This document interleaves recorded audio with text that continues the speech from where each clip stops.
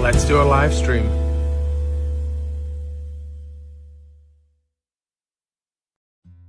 Hello and welcome everybody to today's live stream on the 18th of November 2025. We're broadcasting live from my studios here in Leicestershire, UK. It is great that you're joining us. Guess who forgot to press the on button? Me. I started talking and I realized I hadn't even started the stream. Those gremlins are still here, unfortunately, but welcome on board and thank you for your patience. I can see the chat is filling up with lots of channel members and people who are joining the stream. And I can see some brand new channel members. Welcome to Ernest Pimlet. Ernest, welcome. Thank you so much for becoming a channel member. I really appreciate the support that you give. And a great big welcome and a round of applause to Larissa Mattis, who's become a premium community channel member. That is a top tier channel member. Thank you so much for supporting the channel, Larissa. I really appreciate it.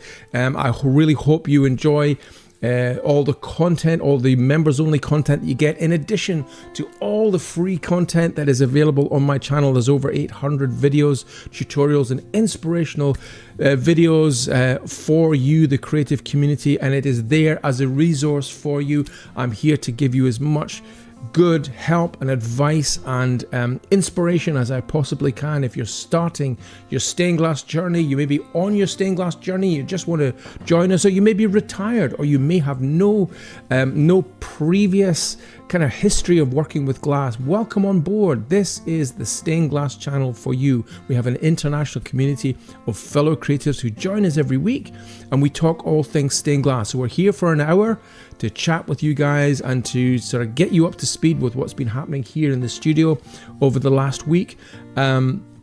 Thunderwood Underwood says, hi folks. Hi Thunderwood Underwood, welcome on board.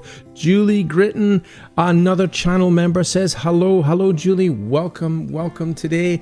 HM Fan 2010, greetings from Ohio, USA. Greetings to you too. And Ride Forth Singing, another channel member, hello from Canada. What's it like in Canada at the moment? What's the weather like where you are, guys? We are coming into our winter months now, and it's getting pretty bleak out there. The nights are drawing in, our clocks have gone back, so it's getting dark. It feels like it's getting dark from about 3:30 or 4 o'clock in the afternoon, which has the kind of mental effect of kind of making you want to feel that the day is ending about 3:30 in the afternoon. It's really weird. I'm just really grateful that I've got a nice toasty studio to be broadcasting to you this evening. But yeah, it is definitely getting chillier than it has been. We used to get lots of snow down here in Leicestershire, but I'm finding the last few years it's not really got so snowy. It's more wet rather than snowy. But it would be really nice if we got a bit more snow. We could go out sledging again. Anna Marie Binswanger Wanger from Germany says hi from a frosty Germany. Anne-Marie, welcome, and it's great you're here today. And Skip says hello, got our first snowstorm here in the Sierras. Yeah, I wonder, does it get really bad, Skip, where you are in the Sierras? Do you get lots of snow? I'm imagining you may do let us know. We're probably not going to get a lot of snow here in the UK, but you never know. Jerry Z says, in California? Yeah, Skip, in California, you're getting snow? Yeah, well, that's a big question mark at the end of that sentence there from Jerry. Julie Gritton says, we are still in the 50s in Montana. Weird for this time of year. Okay. Brian says hello from St. Louis. Welcome, Brian. It's fantastic that you're joining us. I'm loving your posts again, Brian, that you're sending through, and keep them coming. I hope you're well. I know you're taking on more projects and you're doing more work, larger scale projects. So it's great to see your development and how you're progressing. Guys, if you have any questions, put them in the chat today. I'm here for the next hour to celebrate stained glass with you guys, the creative community, this wonderful international creative community. So if you have any questions, you want to chat about something, please feel free, just pop it into the chat and I'll respond over the course of the next hour for you guys. Here we are. Skip says, yup. Yeah, that it is snowing in California. EFO Ethel says, hello from chilly Argyle. There's snow in them there hills. I would imagine so up in Argyle, Ethel. Yeah, I mean, when I lived up in the Highlands of Scotland in Royal Deeside, when I was a kid, we used to get proper snow. I remember opening the front door and finding the snow covering the entire front door. We had snow drifts that came all the way up and covered the complete front door. You had to kind of knock your way through the snow drifts to get out of the house. That was proper snow back in the day. Royal Deeside is a beautiful part of the world, and so is Argyle. HM Fan 2010 says, it seems we're waiting. Well, wait no longer, HM Fan 2010. We're here broadcasting loud and clear. I used to live in Reading, says Jerry Z. Wow. Okay. Cool beans. I'm Reading, UK. Is that a Reading, California? I'm not quite sure which part of the world that might be, Jerry. Sarah Art and Glass says, hi, just chatting amongst ourselves. Well, we are all live now. You know what? There's a little button here which I have to press which says start the stream. And at 8:30 prompt, I started broadcasting without pressing that button. So there was like about 3 or 4 minutes delay. But we're here. We're all up and running now, and welcome to you all. Paul says, Paul from West Hampton, New York, USA, checking in. Hello, Paul. Welcome on board. It is great that you're joining us today. How are you doing? How's your week been? Let us know what you've been up to. And Yehudith says, thought I had Wi-Fi problems. Good evening and waiting. Yehudith, good evening to you. I do hope you're well. I hope you're well. I hope you're safe and sound and well. And it's great that you are also joining us on the stream today. EFO says, I think I'll be the only Scot on here as Scotland is playing Denmark for a place in the World Cup. Yeah. What do you think, Ethel? How do you think the chances are? I don't really follow football, to be fair. But, you know, Scotland, I love Scotland. I'm hugely patriotic, but I don't know about the teams. I don't know whether we're going to be any good against Denmark. Denmark's a pretty hot ticket, are they not? I don't know. Do tell me. Thunderwood Underwood says, good luck, Scotland. Yeah, absolutely. Good luck, Scotland. Bonnie Scotland. I hope you do well. We'll know eventually, I'm sure. If the results come in, do tell us on chat how we're doing. Jerry Z says, I have questions regarding brushes. Are Kolinsky brushes the same? Great question, Jerry. Okay, so Kolinsky sable brushes are, generally speaking, the best brushes you can buy in terms of glass painting if you want to do detailed glass painting work. So sable hair is an animal hair, and it has the properties of retaining its shape and retaining what's called the snap. So if you have your bristles and you bend them as you're brushing, they tend to snap back into the vertical position or into the true position where they come back to a point. And Kolinsky sable hair is the premium sable hair that you can buy. So if you can find Kolinsky sable hair brushes, they come in different sizes, but they usually come down to quite a fine point, and you can really control the line extremely well. So the step slightly down from Kolinsky sable hair is red sable. Now red sable is still an animal hair, it's still a sable hair, but it's not the kind of like prime cut, as it were, of for bristles. Red sable hair, they're still very, very good brushes. So, you know, if you're thinking of getting a brush to do detail with, top of the tree would be a Kolinsky sable hair. The next down would be a red hair sable brush. You can buy synthetic brushes, which are, again, also extremely good. You know, it just really depends what your budget is, what you prefer working with, how disposable or permanent the brushes need to be. Quite often I'll use synthetic hair brushes if I'm not too concerned about, you know, really looking after them well. I've got a few very premium quality brushes, Kolinsky sable hair brushes, that are from France, and I'm not petrified to use them, but I only break them out to use them every now and again because I want them to stay in really premium condition for those jobs that really require the best quality brushes. And if I'm teaching in a class and I'm teaching maybe beginners who perhaps haven't got used to handling brushes, and they do things like they leave the brushes sitting in the jar of water when they're not using it, that tends to do a lot of damage to the bristles because it splays the bristle hairs, or it puts a bend in the bristles as well. So ideally, you won't be wanting to use your very best brushes for that. So synthetic hair rigger brushes or sable brushes are suitable, and they can do a great job as well if you're not so concerned about really looking after them. A lot of younger people, kids, I mean, I do have my kids, when they were younger, they used to paint with me in the studio here, and I definitely would give them the cheaper brushes to work with because they would get stamped on and crushed and whatever. They made great art, but you do learn over a period of time how to look after your brushes. So I hope that has answered your question in part, but that was a great question about brushes. Also, have a look on my YouTube channel. There is a specific YouTube video about brushes. I can't remember exactly what it's called off the top of my head, but I go into 3 different types of brushes, rigger brushes and sable hair brushes, and another makeup brush called a reservoir brush. Now, reservoir brushes are very interesting. They are a combination of 2 animal hair products, squirrel hair and sable hair.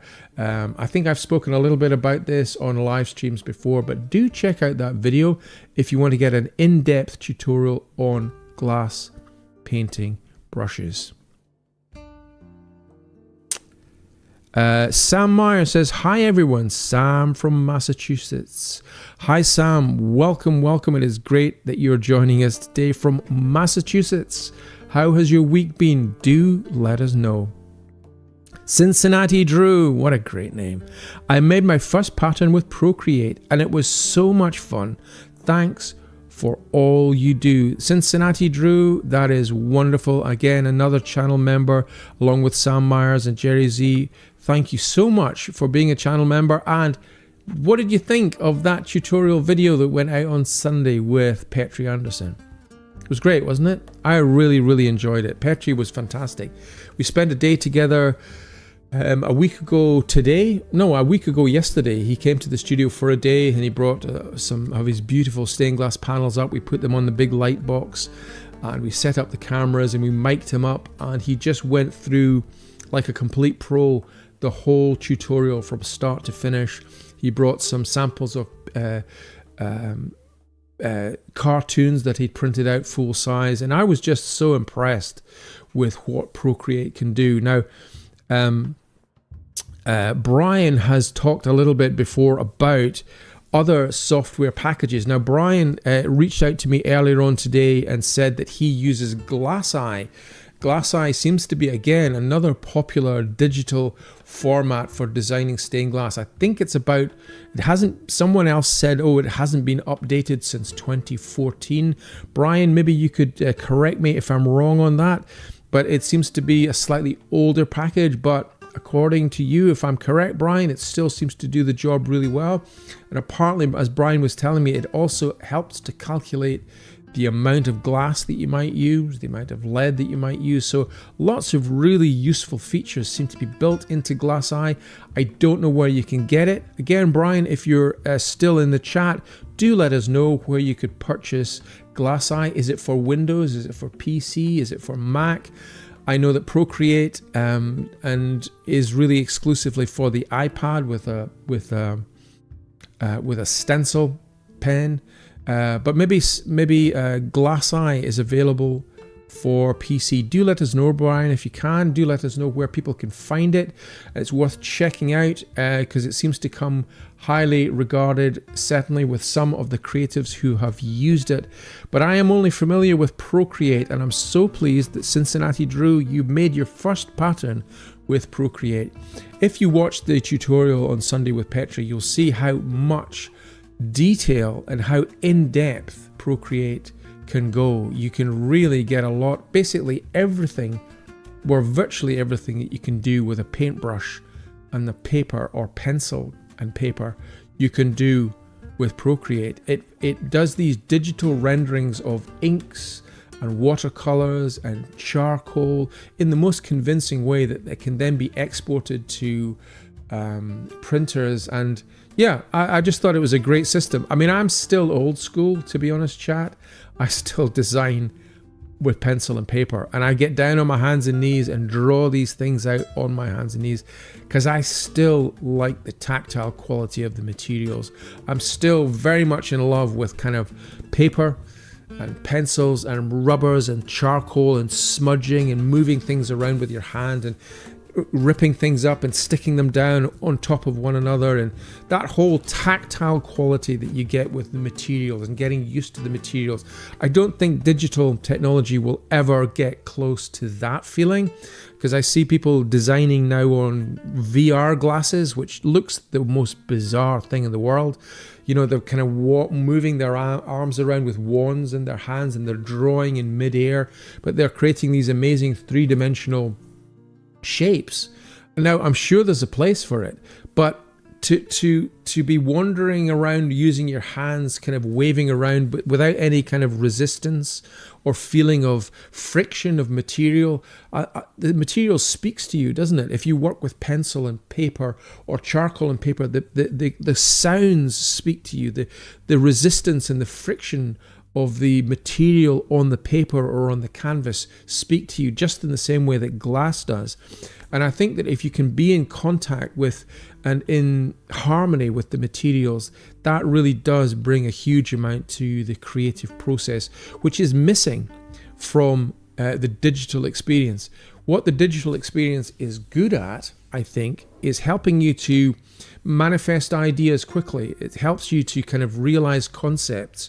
I've been working a little bit recently with AI technology to kind of generate images that are commercially safe, because obviously there's the whole issue about copyright and, you know, using other people's images. But these are prompts. These are images that are generated by prompts. And, you know, they're kind of a fundamental, quick way of thinking of an idea, thinking what that might look like, getting a color palette together and writing it down as a series of prompts, and then an image is generated. Quite often it's, you know, it's a mess. It doesn't look great. You know, I asked it to draw me a chicken, and the chicken had about 4 legs, you know, Chernobyl chicken, a leg for everyone. But basically, yeah, it wasn't great, but it's a really good way of kind of exploring ideas. And so I think digital technology, especially things like Procreate, are very good for drawing ideas out. And I think if you get as proficient as Petri has, you can generate lots of really exciting, interesting ideas. And it does behave quite a lot like glass in the sense that you can put layers with translucency and transparency. And so you can see subsequent layers underneath layers above. And it acts very much like glass in that sense. And that to me was very exciting. You know, I use Photoshop in that way to create different layers and play around with transparency. So there's definitely a place for digital technology, and it is definitely worth becoming familiar with it. Whether you decide to embrace it and use it long term is your choice. To me, I'm still very much old school. I've got one toe in the water of kind of image manipulation and, you know, one toe in the water with AI, because I think we're going to have to kind of make our peace with it. It's here to stay, whether we like it or not. And I have lots of concerns about AI, lots of concerns about the taking of human creativity and kind of basically regurgitating it, you know, without giving due credit to original creators is completely wrong in lots of ways. But I think we're going to find a way of making it work, or I think we have to kind of get used to it in some capacity. So I am, you know, making myself familiar with it, let's put it that way, and just, you know, not burying my head under the sand, but becoming more familiar with it. So Brian says, it's 70 degrees Fahrenheit in St. Louis. We are in the middle of the States, so every day is different. It might be 70 one day and ice the next. Wow, sounds like the UK, Brian. Larissa Mattis, hello from Southern Oregon. Hello, Larissa. Welcome to the channel. Welcome on board. Please remind me, guys, I've got 5 free memberships to give out today. YouTube allows me to give out as gifts some memberships to those of you who are in the chat today. It's rather random. So towards the end of the stream, I will be giving out 5 free memberships. When you get that membership, it lasts for a month, and it is the middle tier membership. So you get access to a lot of members content there. So welcome to one and all. FDR says, question, is semi-opal opaque glass ever used in stained glass art? Oh yes, FDR, it is semi-opaque glass. So if you're familiar with stained glass or familiar with glass that's used for Tiffany windows, you'll know that they use opaque or semi-opaque glasses, which are basically glasses that are not transparent. Window glass is obviously completely transparent. You can see all the way through it. If you then abrade the surface of that by sandblasting or acid etching, you can reduce the clarity and make it more obscure. And that happens with colored glass as well. There's various formulas that are used during the making of glass to make it into an opal glass. John Lafargue and Tiffany, Lewis Comfort Tiffany, were instrumental in really creating opalescent glass in the States, and it is a very much an American creation, and Lewis Comfort Tiffany was instrumental in kind of making it available to the world, and of course it's used very much in the States now. And semi-opalescent glass, which is the question you are asking, is it has a level of transparency and a level of translucency, and I use it often, and I really like working with it, especially if you're doing, for example, screen printed images onto glass. They work really well on completely opalescent white glass, so it's almost like a white sheet of paper onto which you can screen print a colored image or a black and white image, and it registers really well. If you screen print that same image on a clear glass, the background interrupts the design, and it's very difficult to read, especially screen printed images on clear glass. My preferred glass is a semi-opalescent white glass, which I use in some of my modern projects using screen printing techniques. Now you can make the glass semi-opalescent by buying handmade antique glass, or you can sandblast the glass. You can put a very delicate pepper blast over clear glass to abrade the surface slightly, just to make it semi-transparent. And I'm going to be talking in a little while about a project which featured that technique for St. Martin's Church in East Horsley, down near Guildford in the UK. It was 9 windows, memorial windows on the theme of COVID, that has recently won the Design Awards 2025. So I'll be talking a little bit more about that. And that did feature sandblasted glass to make it semi-opalescent. So FDR, I hope that answers your question. Is semi-opalescent glass ever used in stained glass? Definitely. It is definitely used, and it has certain characteristics that are really good for certain techniques, especially things like screen printing onto glass. Jerry Z says, Redding, California, regarding the Sierra snow. Absolutely, Jerry. I thought that's what you meant. We have a Redding here in the UK, but the spelling is slightly different. Sarah Artglass says, no worries, Derek. We were just chilling and mingling while we waited. So glad this wonderful international community. Say hello to your fellow creatives out there on the chat, guys. It's welcome to one and all from all over the world. It's great that you're joining us. Kim Sweet. Hi, I'm Kimberly Sweet. I live in Phoenix, Arizona, and it's pouring down rain like I would be in the UK. I would be in England. Love you, love your work. Hope one day you can do Zoom classes. Oh, Kim, that's a great suggestion. Zoom classes. Yeah, I mean, we may do Zoom classes one day where we can actually teach you guys in Zoom classes on different time zones. I really appreciate the difficulties, especially if you're in the States or if you're in, for example, Australia. You know, this particular time of day maybe not be the best time of day for you. And doing Zoom classes, yeah, it's on the thinking about list. It's on the to-do list, Kim. I haven't really explored it too far at the moment because what I'm still doing is coming to the end of filming my new enamel online course, which I'm still planning to get out before Christmas. Very excited to be able to share that with you. Stuff has just come out the kiln earlier on today. I was filming, it's being fired in the kiln. So hopefully, by the end of play 2025, we will have a new online course for you guys.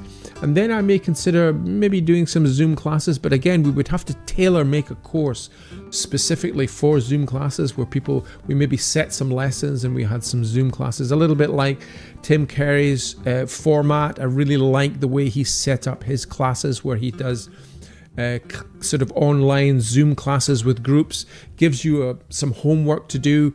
You do the work, and then several weeks later, everybody gets together in a Zoom class, and he does a critique of the work. I think that's a great format. I think it sounds like a lovely way of doing things. So it may be one day that we get to do that as well, Kim. But thank you for that shout out. It was a great suggestion.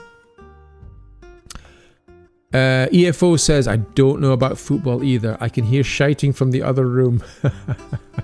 Always back Scotland though. Yeah, me too. Always back Scotland. It would be interesting, Ethel, if you can get some scores on the doors before the end of this live stream so we know how Scotland is doing against Denmark. That would be great. Yehudith says, found that Android has the same as Procreate. The name is Hipain. Hipain or Hipain.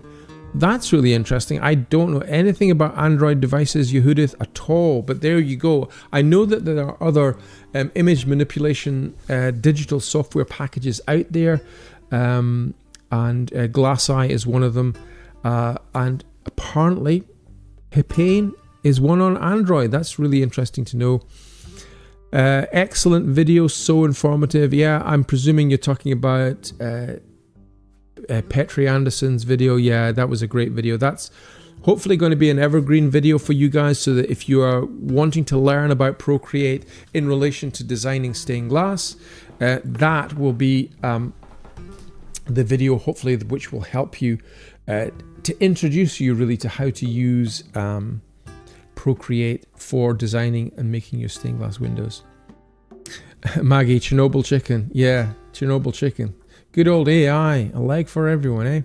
Sam Meyer said, I enjoy Procreate, but I love to draw, so I follow the old ways too. Yeah, absolutely, Sam. Yeah, old school is the best school as far as I'm concerned, because it's tactile, it's getting used to the materials, it's working with the materials. I think there's a lot of benefits to digital technology, but it seduces you into convenience, and you kind of surrender more than you realize when you go down the digital route. You get the convenience of being able to create a variety of different variables on a design quickly, but you lose connection with the materials. You lose connection with glass and paint and lead. And sometimes the best inspiration actually happens when you're messing around with paints on paper, when you're messing around with tracing paper and colored pencils or chalks, and you rip things up and you stick them down, or you do screen printed images and you put one piece of glass over another. Those kind of random inspirational moments, pieces of serendipity, happen when you're messing around with the raw materials. And I think that that's something to always bear in mind if you're going down the digital route. It's great for some things, and it certainly will speed up your workflow, but don't lose contact with the materials and the essence of what we're doing, which is working with glass and lead and light and color as a tactile, physical manifestation rather than a digital manifestation. Susanna says, hi, I'm a bit late, but I'm finally here. Welcome, Susanna. Welcome on board. It's great that you're here. Penny says, I've used GlassEye since the 1990s. It's a Windows platform. Kind of a mini CAD program for glass and drawing by Dragonfly Software. Great shout out, Penny. Thank you for that. Dragonfly Software. Okay, so we'll maybe have a little look at that later. I have heard of GlassEye. I know it's quite an old program. I don't know what the price of it is. Does anybody know in chat? Can anybody look up what the current price of GlassEye might be? Matt Labishak says, sitting in my backyard with the pups and listening. The Procreate presentation was great. Petri is super. Thank you. You're very welcome, Matt. Thank you so much for your kind comments, and I'm really pleased it was helpful for you. That's what it was there for. It's there to help my fellow creatives get into this wonderful world of stained glass. Which glass manufacturers, sheet glass for Tiffany, do you like or recommend? So for Tiffany work, I don't really use opalescent glass for making Tiffany windows. I did experiment many moons ago with making some Tiffany windows just for fun, and it was great. I really enjoyed it, but I don't really go down the Tiffany route. So I can't, in all honesty, recommend opalescent glasses for that. It's very much more stateside American, so that you have a fantastically developed hobby market in the States. I don't know if you are in the States. Ina0906. But if you are, then you'll have a great selection of suppliers for the hobby market where you've got massive ranges of opalescent glasses. We have a few ranges of opalescent glasses here in the UK, and if you go on to websites like the Creative Glass Guild in Bristol, they have some amazing glasses that they're buying in from China, for example. But I tend not to use opalescent glasses to make Tiffany lamps, so I will dodge that question because I can't really answer it. But please chat. Anybody in chat care to provide an answer of what would be a recommended types of glass manufacturers for making Tiffany windows, the sheet glass? Which are good manufacturers? Do let us know in chat. EFO says, Derek, can you move a wee bit to your right as your phone is in the front of your face? Yeah, I do apologize. Sorry, guys. What temperature is best for firing polished flash glass? Polish flash glass before painting. Julie says, what temperature is best to fire polished flash glass before painting? Okay, fire polishing. Basically, if you etch or sandblast flashed glass, you will get an abraded surface, which is a sandblasted finish, and that is opaque, and it doesn't allow you to see through it. So you can do what's called a fire polish, as Julie has suggested. Now what that does is it heats up the sandblasted surface and melts it, so that all the tiny little peaks that are in the sandblasted surface start to melt and flatten out, which reduces the opacity of the sandblasted effect and makes it more translucent. It doesn't make it entirely transparent, but it certainly does make it more transparent, allowing you to see some of the background. So the question is, what is the best temperature for that, Julie? So the best temperature that I fire polish my flash glass at is probably about 680 degrees centigrade. That's pretty high, and it's getting pretty close to the melting point of most glass types. You don't really want to get any higher than that, because the glass will start to soften and the edges will start to sort of soften, and some glasses will begin to melt around that kind of a temperature, maybe from 700 degrees onwards. So maybe 675 would maybe a better suggested centigrade price. Centigrade temperature, 675 degrees centigrade, maybe pushing it up to 680 degrees centigrade, and letting it soak at that temperature for about 20 minutes. And when you take the glass back out of the kiln, Julie, after you've after you've fired it for 20 minutes at that kind of a temperature range, you'll find that the peaks and troughs of the sandblasted surface will have melted down, and it will be more translucent, and it's less prone to taking stains. So sandblasted glass does take a lot of finger marks and sweat marks, and it takes a lot of if you've got paint on your fingers and you accidentally move your thumb across the sandblasted surface, it's very porous in the sense that it absorbs any mess and any dirt. Very hard to clean as well. So if you go through the fire polishing process, you can clean the glass a lot more easily, because all those little peaks and troughs that hold the dirt and hold the paint start to melt down. So my iPad here is saying it's very low in power, so let me just go to one thing that I wanted to to tell you about before my iPad dies entirely. Today, Tuesday the 18th of November, on BBC iPlayer, or BBC One I should say, is Make It at Market reruns. Now, Make It at Market was a BBC show that I was on for 2 series, and Kate Lavender, who's North Lakes Stained Glass, was on today. You can still see this show on BBC iPlayer. If you're in a different part of the world, Make It at Market is available, I think, in the States. It's available in Australia. It's available on the BritBox platform around the world. So, please check out Make It at Market. They're doing reruns, and do check it out. This is Kate with Dom Chinia.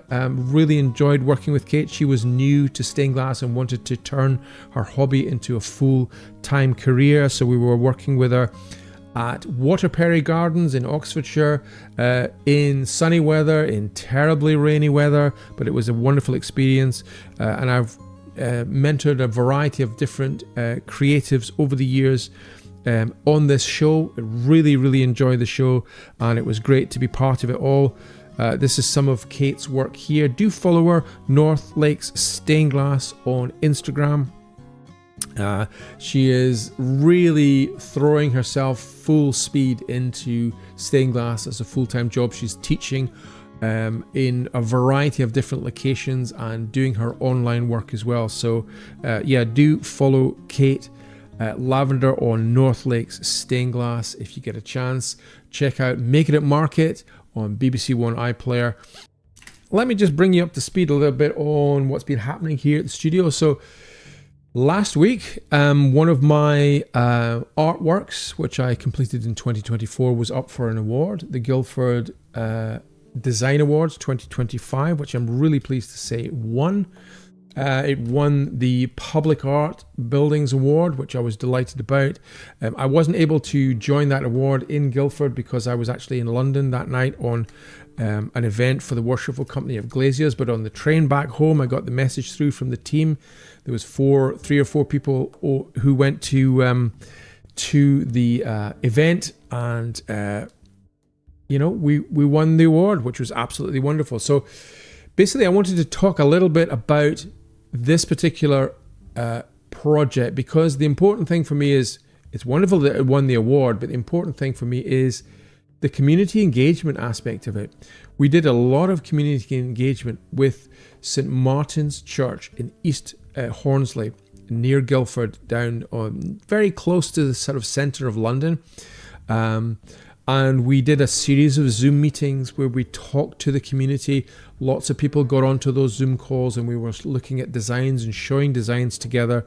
And we iterated some design ideas, and we eventually came up with a set of designs which, was generally speaking very well received by the steering committee. Quite a few people were on that steering committee. And I just wanted to talk a little bit about the importance of community engagement. If you haven't heard that phrase before, it's essentially getting involved in the nuts and bolts of why a community want to commission a work of art, understanding their motives, understanding what their desired outcome is, what it is that they want the artwork to achieve. Those are really important factors. If you're designing a public artwork, it really has got to reflect a sense of place and a sense of the desires and hopes and ambitions of the community that is commissioning the work. I think long ago, maybe, I don't know if it's always been the case that community engagement has been a thing, but I think it has developed a lot in the last, say, 15 years or so, where it's much more structured, and quite often it is written into the terms of funding. If there is national or local funding for an art project, community engagement becomes a really key part of that. And I think it's really important. Rather than an artist simply designing something, and then parachuting it into a community as a completed design solution, It's much more about spending time in the community and talking with the community. I think we've all seen terrible public art. I think we've all seen terrible, sculptures that are sitting in a park that you just think, who on earth commissioned that piece of nonsense? It doesn't really say anything about the community. I'm thinking of one in particular that's on a roundabout down in Suffolk, which is basically this kind of like collapsing scaffolding tower that is actually designed to look like it's collapsing, and it's just awful, and thousands and thousands and thousands of pounds are spent on it and nobody likes it. And that's an example of like public art getting landed, parachuted into a community with no reference to that community. So if you're involved in any public art, or if you're involved at all in designing for communities, factor in as a big part of what you're doing community engagement. And the way that I tend to do it is I tend to sort of meet with the community on at least 2 occasions, and I'll do presentations in person to that community, showing slides of previous projects, talking about design solutions for other projects, and saying, well, this was the brief, this is what the community wanted, and this is how we evolved our designs. And it really does help the community start thinking about glass as more than just something that they've seen before in a church. When most people, when they approach the idea of stained glass, they're thinking about church windows that they've seen, principally Victorian stained glass windows. So their mind is going down the route of, we've got to have a Victorian stained glass window or something like that. And your job as an artist is to try and help and encourage people to see a bigger picture, to open that horizon, that vista, to widen that vista, and give people the opportunity to think about stained glass in a much more creative way. So that's part of the function of the community engagement. Another part of it really is to the garland information from that community about the things that are important to the community, the things that they want represented in the artwork, And in this particular project that we're talking about that won the award, it was about COVID. It was about how the community went through COVID together as a community, the people that suffered, the people that they lost, celebrating the community, and also celebrating regeneration, rebirth, and renewal after that terrible, international pandemic, which we all suffered from, and many good people passed away or suffered, and family losses in that time. And so this particular community did want all of that referenced in the artwork, but we didn't want it to be entirely negative. We wanted it to be uplifting and positive. And so the designs that we created were very colorful, bright, modern, life-affirming, uplifting designs. And the community engagement was really absolutely essential in that work. So I think what I'm going to do, guys, is just play you a little video that talks a little bit more in depth about the community engagement aspect of this project, which did win the Design Awards, the Guildford Design Awards 2025. So let me just put that on just now, and then we'll jump back into the chat. I can see lots more questions. I will answer your questions after this quick video. It's going to be about 7 minutes long, and I'll talk to you in a moment.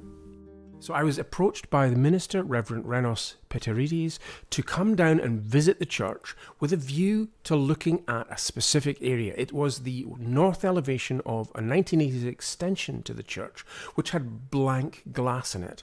And the idea was to really try and develop a design or a set of designs that would celebrate the community of St. Martin's Church, but also pay key consideration to the fact that we'd all just been through COVID. I started the process off by talking to a small steering group, a small select group of interested people, church members, church wardens, and interested members from within the community. So the next stage on, after showing the initial design ideas, was to create a series of Zoom meetings. Now, we documented those Zoom meetings, and I'm going to show you snippets from them just now. So I'll invite Derek to take over, and then in due course we'll open up for discussion. So over to you, Derek. Thank you very much, Renos. Hello, everyone. Thank you very much for joining us this evening. And I'm just going to share a screen with you now and show you the initial design idea, which is a contemporary idea. This is a series of design ideas based around the elements that we discussed, using the symbols of the English oak tree. I've developed a design which speaks of steadfastness in the face of adversity, of regeneration, recovery, and of growth and renewal through the Christian virtues of faith, hope, and love. I also wanted to reference and celebrate the sense of place. So the central section of this contemporary design contains a suggestion of an oak leaf, surrounded by decorative symbols of growth and renewal in the form of plants and seeds. The bottom of the design contains a decorative frieze reflecting the ornamental brickwork of the adjacent Lovelace Mausoleum in celebration of the many buildings of this style in the community. And the upper right-hand section of the design contains a section of binary code with the word Ada in memory of the huge contribution Ada Lovelace made to the invention of the computer code. The center top windows contain the inscription, "There will be called oaks of righteousness, planted by the Lord to glorify him." That's Isaiah 61, verse 3. And the words faith, hope, and love are central to each triptych. Maybe what we could do is just invite initial thoughts. The thing I liked about it was not just the allusions to the community and to the Lovelace theme, but the fact that the faith, hope, and charity was differentiated between the three windows. I wanted to be in that space. I like the feeling, and I like the way the light came in with the colours and things. I wanted to also cast a vote for the contemporary, and I also had a really strong reaction to it when I first saw it, and I just loved it. Well, I do think this it really appeals to me, and I think that the colours work, the theme works. So I personally favour the contemporary design. But I think it's very clear the direction of travel from this evening's meeting. So thank you very much.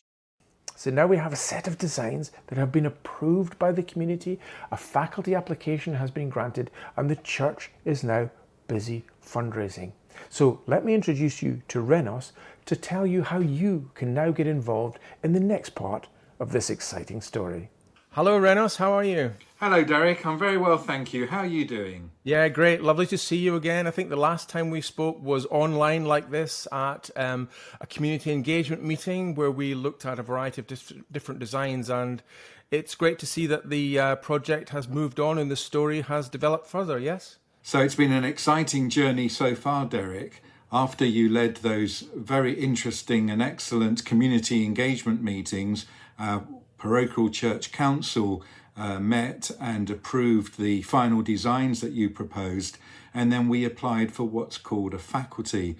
Now, a faculty is the equivalent of planning permission within the Church of England, so that whenever you want to make changes to a historic Church of England building, such as ours, a faculty is required, and so is the support of the local diocese. Now, ours is the Diocese of Guildford, and the advisory committee there were very supportive of what we were planning to do.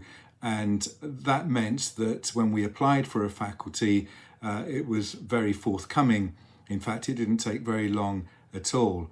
And so we're now ready to move on to the fundraising stage. What has been particularly exciting is the way in which your contemporary designs have been received, not only by our parish council, but amongst other members of our church community and beyond. St Martin's Church was largely rebuilt by the Victorians, and one might have been tempted to go for a more traditional stained glass window design. But people wanted something that spoke of our time here in 2023, and the contemporary nature of your designs have been very well received. I'm really hoping that the fundraising stage of the project will capture people's imagination. Now, there are 3 sets of windows in the area that we're going to reglaze, and within each set there are 9 pieces of glass. I'm hoping that as we raise enough money to fund each piece of glass, that a momentum will build, and we'll soon be able to raise enough money for the 27 pieces of glass which will complete this project.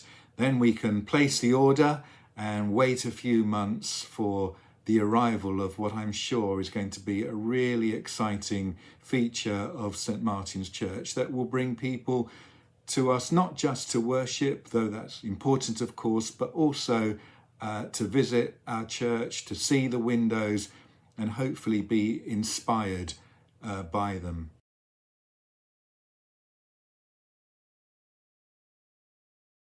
So there we go, guys. Hopefully that gives you a little bit of background as to the community engagement, which really was an important part of the whole process. And these designs evolved through the community engagement that we carried out.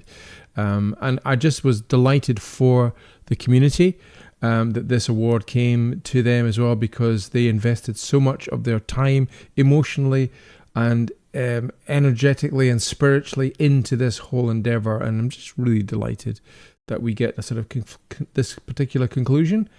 So that was a little bit of news from last week, and it was just great to be part of it. So listen, just getting back to the question about Procreate, there's one more app that I want to talk a little bit about. And then I'll get back to the chat, full screen. So that's this one here. It's one called Affinity. Now, I did download this Affinity app a little while ago. It is affinity.studio. It says it's an app. Affinity comes with the built-in vectors, pixels, and layout studios, but you're not locked in. You can rearrange panels and mix and match your favorite tools to build custom studios. I'm not going to read the whole sales pitch, but basically I have experimented with this, and it's quite a powerful app, and it's basically free. Yes, free. And I'm seeing that some of the prices here, Jerry Z is saying glass eyes purchased between $150 and $450 US. So maybe Affinity, might be something that you want to consider. Creative freedom, that's actually free. Yeah, so you can download it, and it's suitable for Windows. So it's something to think about, guys. As well as the more expensive Glass Eye, which a lot of people are recommending, which sounds great. Now, let me get back to the questions here.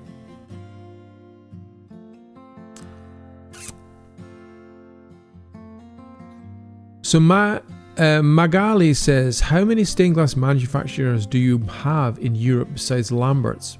So yeah, good question, Magali. Basically, we have Lambert's, the main glass makers of sheet glass, handmade sheet glass. We have St. Just, who make handmade flashed glass, and it's more of a uniform thickness flashed glass. So you get blue flashed glass, blue on clear, green on clear, red on clear, and some of the base glasses are maybe yellow as well as clear. But then we also have Elliot Walker here in the UK, who's actually starting to make sheet glass, again on a very bespoke basis. He's making sheet glass to order for stained glass artists here in the UK, and I'm sure he would ship further afield if you were interested. But to answer your question, it's principally Lambert's, then St. Just in France, and Elliot Walker. Basically, the bigger manufacturers have stopped doing it. So Tatra Glass in Poland, in the Tatra Mountains of Poland, were making quite a big range of glass, and they packed in a few years ago. Fischer Antique Glass was another German company that made amazing sheet glass. They've packed in. So yeah, there aren't that many around, to be honest. Not as many as there used to be, that's for sure. Sue Horrigan Hunt says hello Sue, my darling. She is Sue, my wife, is in the kitchen, maybe still watching the live stream, I don't know. Skip says, I think our next glass challenge should be best glass rendition of Chernobyl chicken. Oh mate, that sounds good call. And we're gonna do the big hole. Hey, I'm gonna remind you all of the big hole challenge. That challenge is still running. I want to see you guys posting more than you are. More big hole challenges, please. Come on guys, I'm gonna play that advert or that that promo video for you in a minute. Joe Munford says, good evening, Derek. Finally catching you live this evening. Good to see you. Must catch up on your video with Petri on Procreate, but I love designing by hand and on paper. Joe, me too, and I love your work. You and I worked together. You came to the studio and we did some masterclasses together, and your work is fantastic. And yeah, I never forget when we were playing around with a palette knife to create waves on water. Do you remember that, Joe? You know, we were trying to create waves of water when you were putting your sailing ships on this water, and you eventually landed on this beautiful resolution of using sculptured waves with a palette knife sculpting the paint onto glass. So yeah, I agree with you that using pencil and paper is the best. And Joe says, I have glass eye and find it very frustrating to use. Interesting, Joe. Interesting. Yeah. Donnie DiCaprio says, I'm not first, I'm not last, but when Derek live streams, I click really fast. Hey, you're a poet and didn't know it. Speaking in rhyme all the time. Welcome, Donnie. Welcome on board. Mike's progression. You look like an older Ewan McGregor. Ha! I'll take that. I'll take that. What are you talking about? Mike, if you don't know what we're talking about by now, mate, turn the volume out. We are talking all things stained glass, and it's wonderful that you're joining us, Mike. We're talking about stained glass. This is a channel devoted to stained glass, all things stained glass. Not so much talking about Ewan McGregor, but we are talking about stained glass. Welcome, Mike, and it's great that you're joining us today. Skip says, best opal manufacturers is Kokomo, Wismac, Spectrum, which is Oceanside, and Uboros, and Yokohama. Still hand-rolled sheets if you want authentic replica glass. These are all American makers, I take it, Skip. I think I recognize most of those names as being American makers of glass. Kokomo, Wismac, Spectrum, Uboros, and Yokohama. Still hand-rolled sheet glass. Yeah, I mean, yeah, we get some of those glass types here in the UK, but not that many. It's very much an American-based glass type. Gramps says, did I miss all the good stuff yet? No, Gramps, you haven't missed the good stuff. Welcome on board. Thanks for joining us today. Yeah, Jerry Z says, glass eye can be purchased for between 150 and 450 US dollars. Yeah, quite pricey. Really quite pricey for an older program. I know it's quite an old program now. Tatiana says, where are you based? I'm based in Leicestershire here in the UK. Gramps says, has anyone else tried grinding coloured glass down to a fine powder, mixing it with a medium and painting it instead of using commercial powders? Yeah, great question, Gramps. That is essentially what enamel glass is. It is ground down coloured glass mixed with some frit and a medium like an oil, lavender oil, a clove oil, or even mixed with water and gum arabic and painted back onto the glass. I imagine if you're grinding coloured glass down, if you can clean your glass grinder out so there's no residue of other types of glass in there, and you grind down some coloured glass in your glass grinder, you could fish it out of the base of your grinder and then use that as an experiment. It'll be very interesting to see what the outcome is, making your own paint, but that's a great suggestion, Gramps, to use finely ground glass powder to make paint. That is essentially what enamel glass is. Susanna FP said, yes, I saw it today on the TV. You saw Make It at Market today on the TV. Fantastic. Brian says, Make It at Market is available on Netflix, BritBox. That is fantastic, Brian. Thanks for letting us know. So it is available. Make It at Market, made by the BBC. There are 3 series currently being shown, and it's basically mentors helping hobbyists turn their passions into full-time jobs, or turning their passions into money-making jobs, whether it's woodworking or painting or furniture making or metalwork or indeed stained glass. It's an amazing program, and if you're looking kind of like for inspiration on how to maybe start that ball rolling, you know, it's a difficult journey. It's not an easy journey. Nobody's promising that there are easy, quick solutions. But the show is a sort of a business orientated show in the sense that it helps you learn how to promote yourself on social media, how to kind of cost up jobs, how to set up your studio, how to kind of make connections with galleries and things like this. It covers a whole host of different topics, hopefully in a way that's going to help fellow creatives, you know, explore the possibility of monetizing their crafts. Gentle Glass says, good evening, Derek. Good evening. A little late tonight. Cam, it's welcome to you. You're not too late. You're joining us, and it's great that you're here. Loving the challenge, the glass challenge, the big whole glass challenge, which you sent a video in, and I've been featuring it. Thank you so much for doing that challenge. I really appreciate it. Magali says, weird, just got a commercial. Yeah, so YouTube unfortunately does that, guys. It does put commercials out every now and again. Judith says, thanks, Brian. We'll look it up. Congrats. Thank you guys for the congratulations on winning that design award. I really, really do appreciate it. Yeah. Magali says it's unfortunate about the glass suppliers. I hope more stained glass manufacturers open in Europe. You could definitely use it. Yeah, we definitely could use it. It's about supply and demand. You know, if that demand is diminishing, then the supply chain breaks down. And unfortunately, we're kind of in that world now where there are fewer people getting taught how to do stained glass at art schools.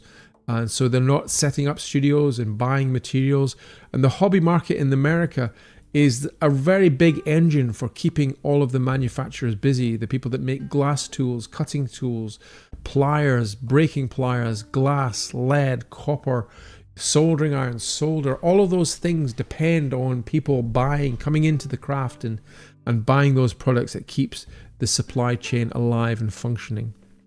Ride Forth Singing says, I grind lots of glass to powder for various things and run a magnet through it to make sure it's free of contamination that will show when fired. Wow, that's a really good call. You run magnets through it, so I'm presuming there must be some iron ore or some iron or metal deposits in those grounding, there's glass powders that you can remove before it contaminates your firing. That's a good shout out. Ride Forth Singing, how do you grind it? I grind it in a grain mill grinder I got off Amazon cheap, as the glass is super hard on the blades, and then put it through a sifter. Yeah, I think I've seen people using almost like coffee grinders, I imagine. You know, like if you can use an old coffee grinding machine, it's got quite strong grinders in it. Maybe that might work. Don't know if it's going to last an awful long time grinding glass, but I suppose that could be used. And then putting it through sieves to kind of reduce it down to a fine powder. Yeah, so guys, look, I'm going to wrap up now. I'm going to play for you the Big Hole Challenge one more time and encourage you to take up the challenge, either the Star Challenge if you haven't yet done it, or the Big Hole Challenge if you haven't yet done it. Post on social media, tag me on your posts, and I will do my best to repost that for you on my social medias. But just before we do the Big Hole Challenge, I'm going to give away 5 free memberships today to people on the chat. So guys, are you ready? This is a month's free membership to my channel, courtesy of YouTube. I'm going to send them out now. It's very random. I don't know who's going to get it, but it's going to tell me the names in a couple of seconds when I press this button. So good luck, everyone. I hope you enjoy your gift of a month's free membership. Pressing that button in 3, 2, 1. Away we go.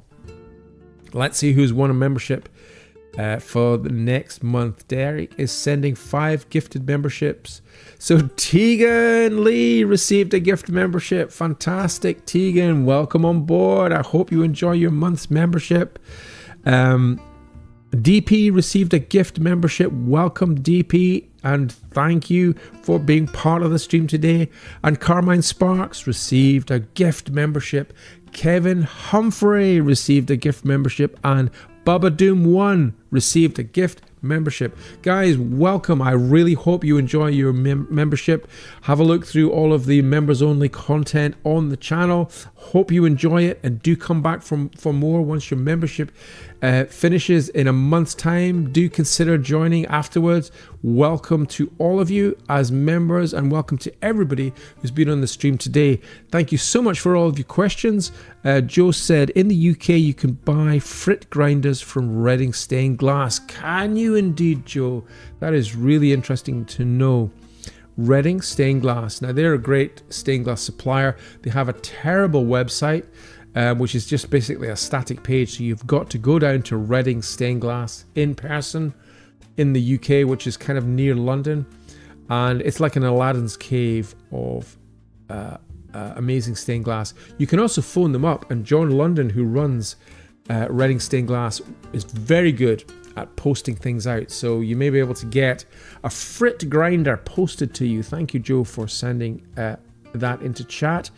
Guys, I'm going to leave you now with the Big Hole Challenge. Do post your challenges on social media. Tag me in them. And if I can see that tag, I will repost it on my channel. Love you all, and I will see you again next week. Take care. Bye for now. You'll know about the Star Challenge. Now, the Star Challenge is really taken off on social media, with other glass creators joining in on the Star Challenge, trying to cut a glass star, a 5-pointed glass star, out of a clear piece of glass. Just cheap, the cheapest glass available, for a bit of fun, really. And the challenge was given to me to actually create a new challenge, which is we're kind of wondering what to call it. Maybe you can help me and give me a suggestion for a title. But Big Hole Challenge or the Circle Challenge? What do you think? We're not actually cutting a circle. We're cutting a hole in the glass. 3, 2, 1, talk to me.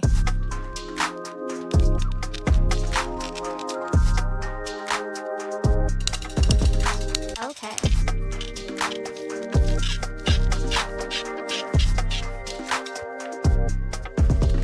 Talk to me.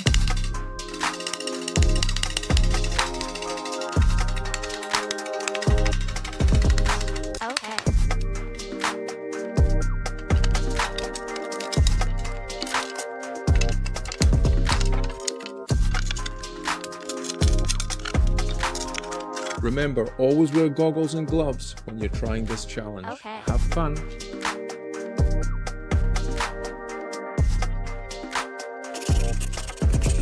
Talk to me.